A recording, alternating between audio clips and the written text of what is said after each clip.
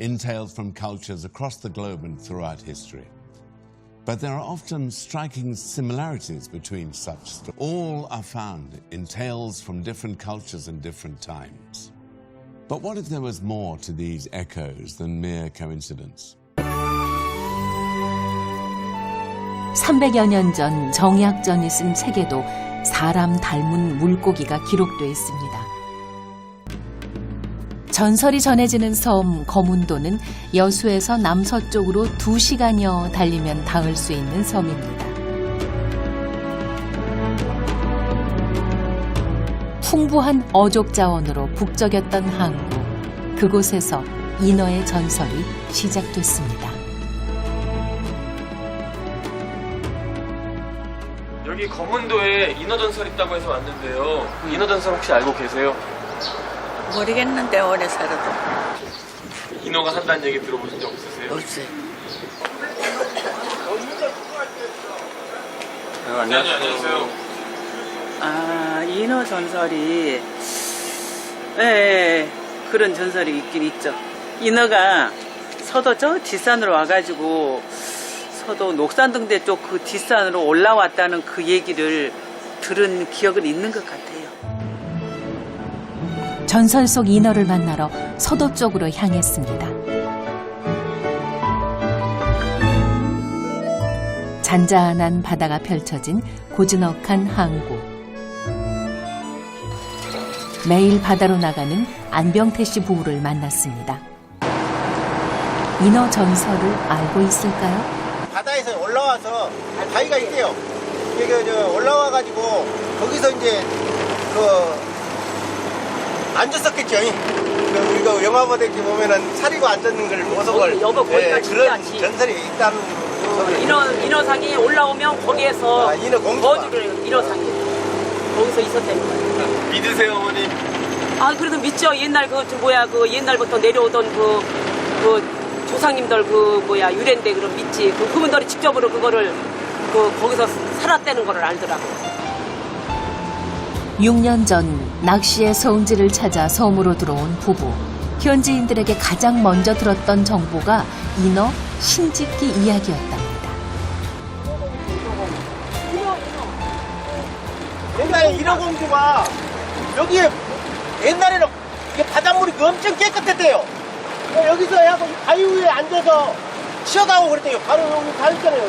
어디 올라가서 쉬었다고? 여기요. 이 바위. 이 바위가 판판하니 좋거든요. 여기서 여기 올라와서 저기서 앉아서 쉬었다가 이렇게 햇빛도 보고 이렇게 저거 하면 날씨에 따라서 아마 저기가 있었고 사람이 배가 가까이 오면 들어가고 그런 모양이래요. 그래서 이제 가까이 인어상을 저기다 해놓은 거예요.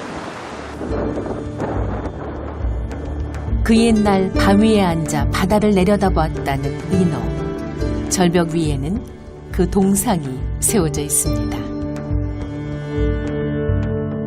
일기예보도 없던 시절 거칠 것 없이 바다로 나서야 했던 섬 사람들에게 그녀는 존재만으로도 큰 위로가 됐을 것입니다.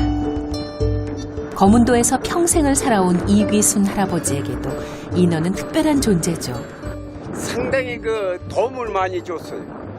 모든 기상이라든지 이런 걸 사람보다도 먼저 예지를 하고 정말 우리 거문도 어민들에게는 고마운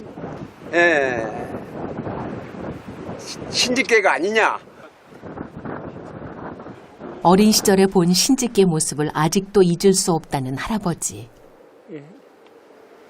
나 녹이 많이 쓸어버렸네. 신짓개는 많이 봤죠, 우리가. 머리를 막 풀고 이렇게 온 것 같지.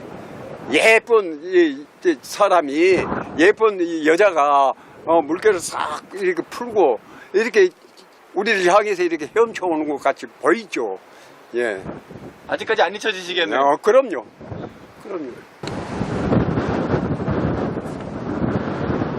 여기서 인어를 볼 수 있는 곳이 어디예요, 아버님? 저기 끝에서 조금 완하게 이렇게 돌아가는데 거기 하얀 그게 그 물개발리예요.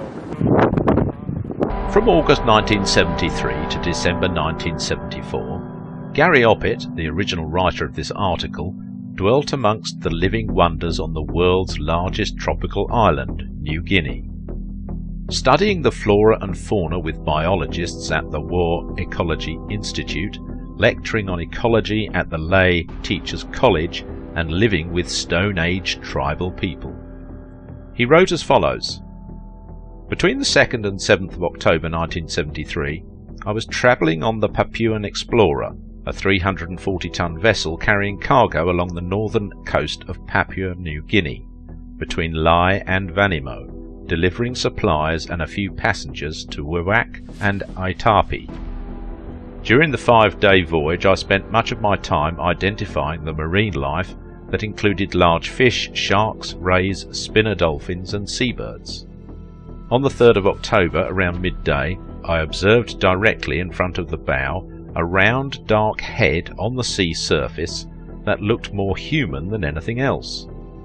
At the approach of the vessel, the creature's head suddenly submerged straight down beneath the water, as if it had pulled itself under by the use of its flippers and tail. I was standing near the bow, and as we passed over the animal, I obtained a clear view as it sank vertically about 2 meters below the surface. I saw a dark head and an elongated body pulling itself straight down through the clear water by the use of its tail. It was human-sized, though I could see no sign of arms or fins. I wondered if it may have been a dugong. I was unable to come to a conclusion as to what the animal was. Some time later I was talking to an elderly New Guinean man from a coastal village near Aitapi and was questioning him on his knowledge of the local fauna. After he listed the usual common species that he had encountered during his long life in the area, he began to describe a marine mammal that he had only once encountered. He and a friend were fishing off the coast in their dugout canoe, and upon hauling up their net, which was unusually heavy, they brought to the surface a most remarkable animal. It had a round, dark head just like a person, with large eyes, and breasts like a woman's. The rest of the body looked similar to that of a dolphin. They were so amazed at bringing such an unusual animal to the surface, and concerned that it looked so human, that they immediately released it into the sea. I was incredulous and told him that it must have been a dugong. He told me that it was not a dugong because they regularly caught and ate dugongs, and that this was quite a different animal altogether. I could not believe that I was receiving a description of a mermaid, and I told him that such an animal could not possibly exist, and that he must have heard the description from a missionary and was then pretending to have observed one himself. I still found it hard to believe that I had encountered a mermaid. 8 years later I was amazed to read that others had also encountered the New Guinea mermaid.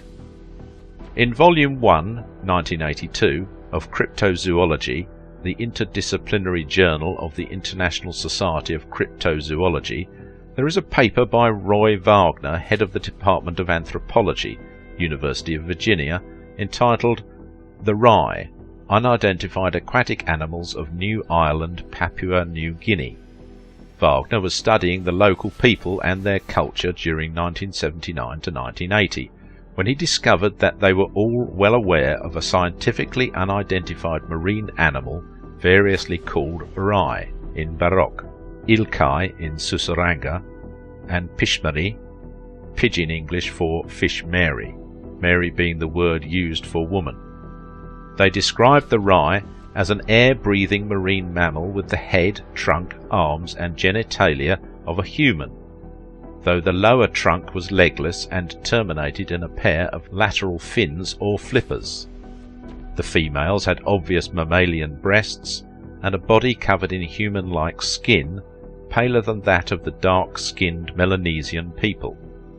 The fingernails were long and sharp, and the palms of the hands were deeply ridged and calloused. The face was somewhat monkey-like, and the mouth was unusual and fish-like. They lived largely in shallow water, chasing, catching and eating fish, and they slept on sandbars and deserted beaches. They are particularly distributed around the central and southern shores of New Ireland and the straits between the islands of Bucca and Bougainville in the northern Solomon Islands. The Ree also exist further west around Manus Island and off the north coast of New Guinea, where fishermen at Aitapi have caught them in nets. When Wagner asked the local people why they had not shown the animal or reported its existence to the colonial administrators and other authorities, they replied, "But you people know all about the Ree. You put pictures of them on your matchboxes and canned goods."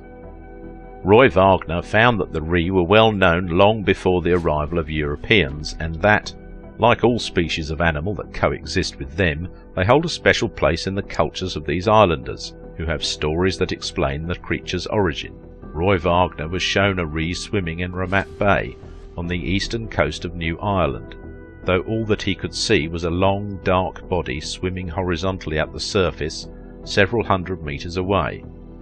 His informants told him that after it finished fishing, it would display its head and hands to those on shore to show that it too was human. Previously, an adolescent female Ree had been accidentally caught in a net and hauled to the back of the beach. The fishermen went to get the plantation manager and left 2 boys to guard it, but they were too frightened to grab it when it broke loose and crawled back into the water. A village magistrate told Wagner that while fishing out at sea, he had observed a Ree rise to the surface and look at him from only about 6 metres away. Wagner was told that the Ree can be kept alive out of water and that one was held in captivity in a men's house for several weeks. A 10-year-old boy described to Wagner how he had once observed a line of male, female and juvenile Ree swimming up into a freshwater stream by moonlight. Furthermore, he explained that it was a common sport for schoolboys during the December to January vacation to dive offshore with glass face masks in order to catch glimpses of Ree,